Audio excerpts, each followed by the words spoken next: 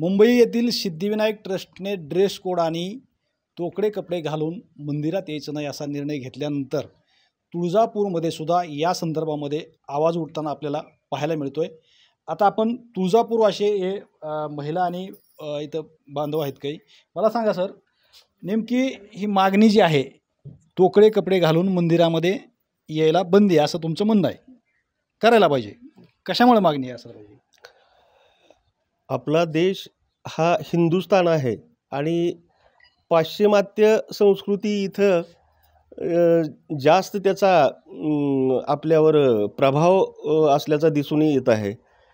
आपल्या हिंदुस्थानमध्ये मंदिरामध्ये जाताना स्त्रियांनी किंवा पुरुषांनी हे दोन्हीही लोकांनी आपल्या हिंदू संस्कृतीनुसार कपडे असावेत आणि त्या पद्धतीनं मंदिरामध्ये जाऊन आपलं देवीचं दर्शन, देवाचं दर्शन आपण घ्यावं।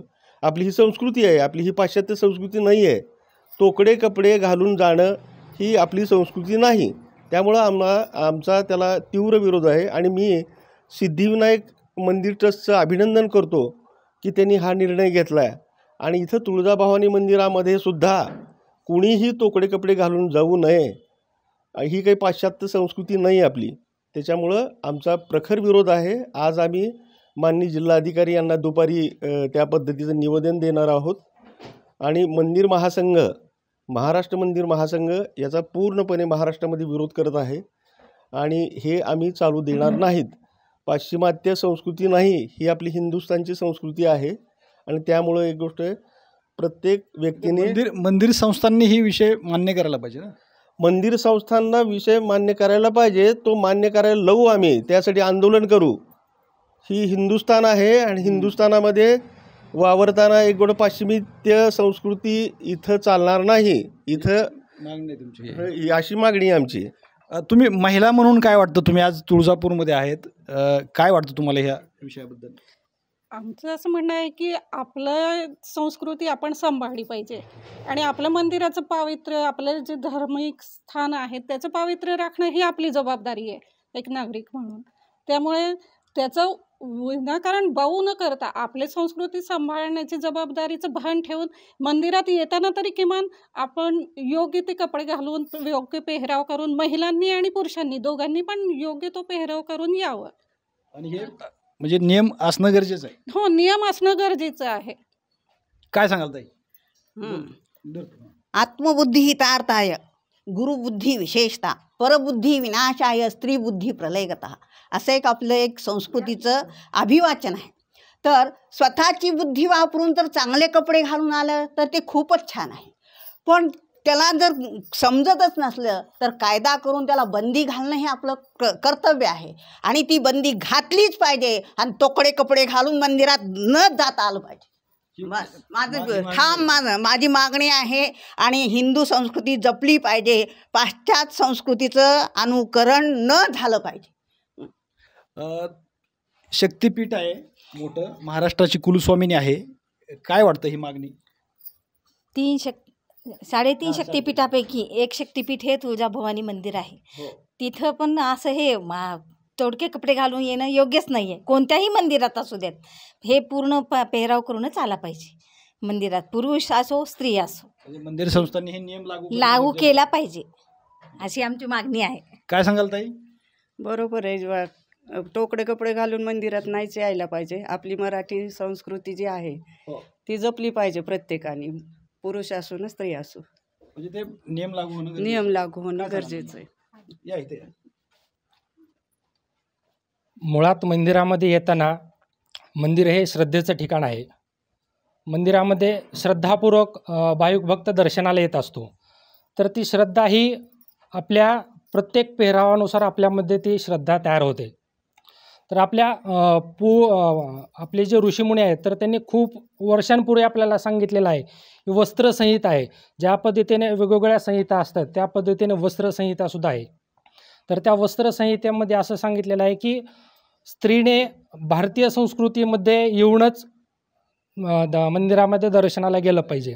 तर त्या ठिकाणी मूळ मुद्दा काय आहे की त्या ठिकाणी एक आपण दर्शनाला जातो म्हणजे त्या ठिकाणी ईश्वराचा वास आहे, आपण त्या ईश्वराला नमन करण्यासाठी, नतमस्तक करण्यासाठी जातो।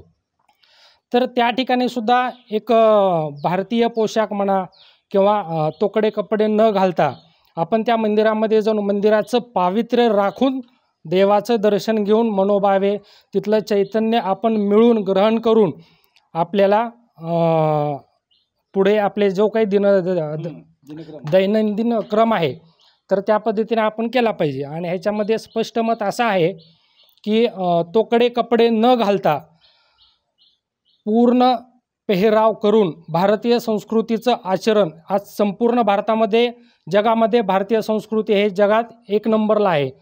तर त्या भारतीय संस्कृतीचं आचरण करूनच मंदिरामध्ये दर्शनाला गेलं पाहिजे, हे माझं स्पष्ट मत आहे. भक्तांच्या ड्रेस कोडचा जरी विषय असला तरी मंदिरामधील पुजाऱ्यांना सुद्धा ड्रेस कोड असावा आणि तो योग्य असावा अशी मागणी होते आणि प्रत्येक ठिकाणी त्याची अंमलबजावणी होते असं नाही आहे. मला सांगा, ही भक्तांसाठी झालं पण पुजाऱ्यांसाठी सुद्धा ड्रेस कोड पाहिजे अशी मागणी होते. नाही, हा निर्णय यापूर्वीच झालेला आहे आणि सध्यासुद्धा एक गोष्ट, सर्व पुजारी वर्ग आमचा तो सगळा पेहराव करूनच येतो, त्याशिवाय त्याला दर्शनात मध्ये आत प्रवेश दिला जात नाही. त्याला उपरणं, बनेन आणि खाली धोतर हा पेहराव आहे त्याचा.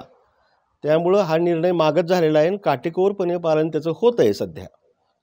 आता हा निर्णय तुम्ही निवेदन देताय तुम्ही, आता ह्याच्या पुढं काय ह्याच्यासाठी?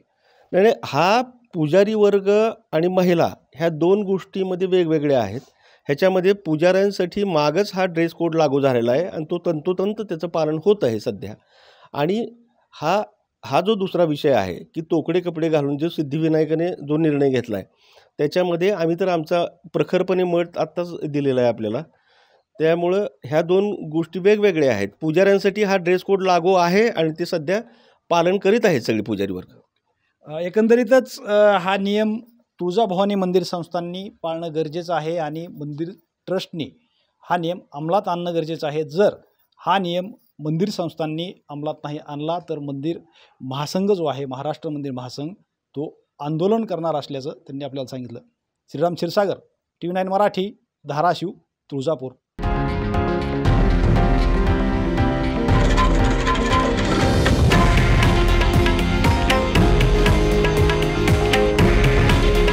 हे आहे देशातील नंबर 1 न्यूज नेटवर्क आणि आपण पाहत आहात TV9 मराठी. काळजी तुमची, हित महाराष्ट्राचं.